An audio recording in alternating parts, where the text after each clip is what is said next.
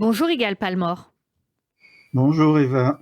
Vous êtes directeur des relations internationales à l'Agence juive. Merci d'être avec nous ce matin sur Radio J. La loi du retour, c'est le pilier de l'accueil du refuge que l'État juif accorde aux siens. Et il pourrait bien être revu par le nouveau gouvernement israélien. Un accord conclu entre le parti de Bezalel Smotrich et le Premier ministre Binyamin Netanyahou prévoit une révision de la clause dite des petits-enfants. Alors tout d'abord, c'est quoi cette clause ? La clause dit très simplement que tout petit enfant d'un juif, toute personne ayant un grand-parent juif, pourrait bénéficier de la loi du retour, c'est-à-dire faire son alia, venir en Israël et prendre la nationalité israélienne automatiquement.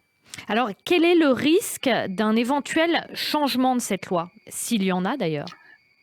Oui, s'il y en a, parce que n'oublions pas que le parti de Smotrich a demandé que dans les accords de coalition figure un engagement concret de modifier la loi dans le sens de l'annulation pure et simple de cette clause.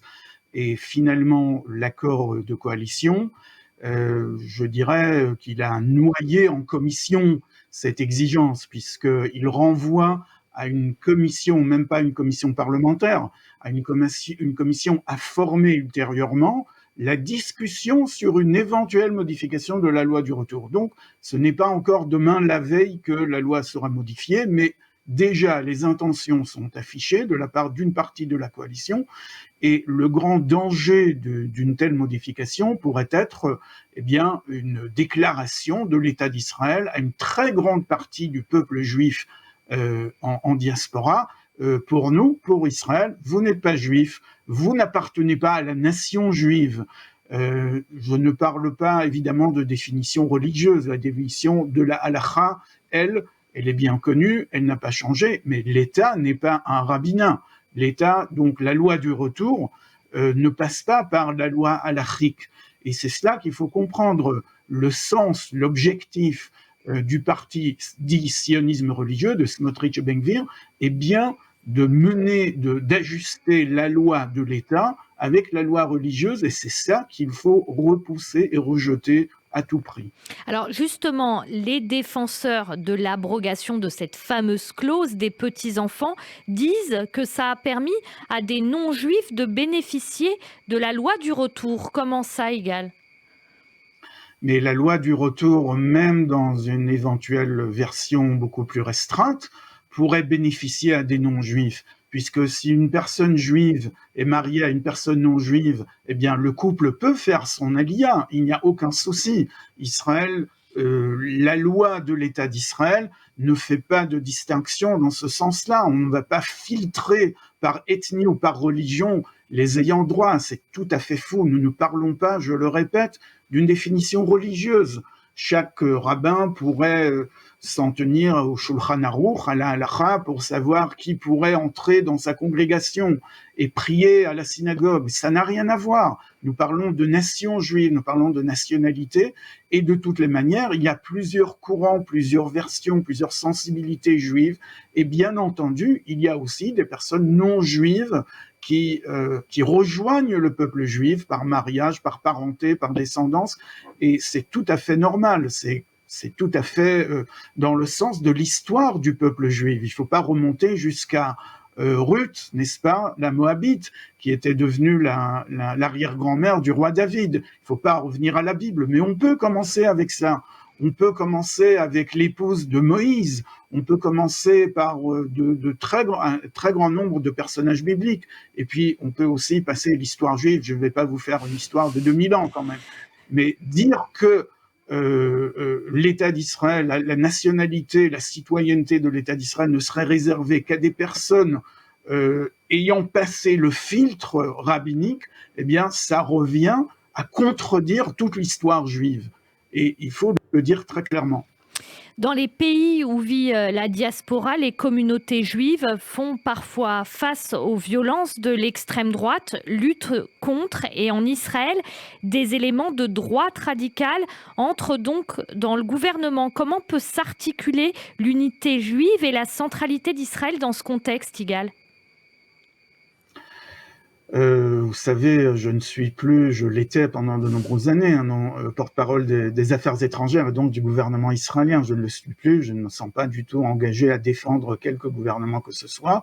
Tout ce que je peux dire, c'est que si une personne juive ou non juive se sent liée à Israël, au grand projet que représente Israël, elle n'est pas pour autant forcée de soutenir automatiquement tout parti et tout courant politique, qu'il soit dans le gouvernement, au Parlement dans l'opposition ou hors du Parlement.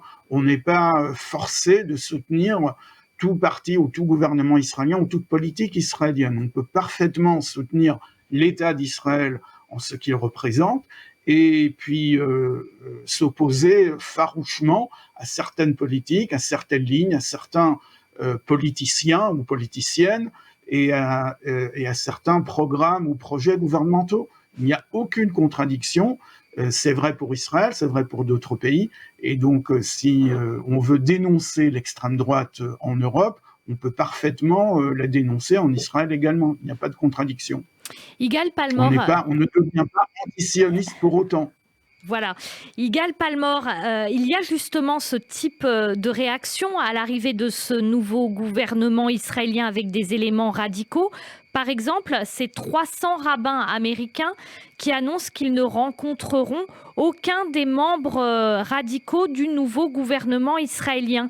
Est-ce qu'il faut craindre que les liens qu'avait réussi à resserrer le précédent ministre de la diaspora avec la communauté juive américaine se distendent? Si je vous pose la question, je le rappelle, c'est parce que après Israël, les États-Unis, c'est le pays là où il y a le plus de juifs au monde. Oui, tout à fait. C'est la plus grande diaspora juive et d'où son importance. C'est aussi celle qui contribue le plus financièrement à des hôpitaux, des universités, des projets sociaux en Israël, d'où le poids tout particulier qu'elle prend. Je réponds quand même à votre question. Il faut dire les choses comme elles sont.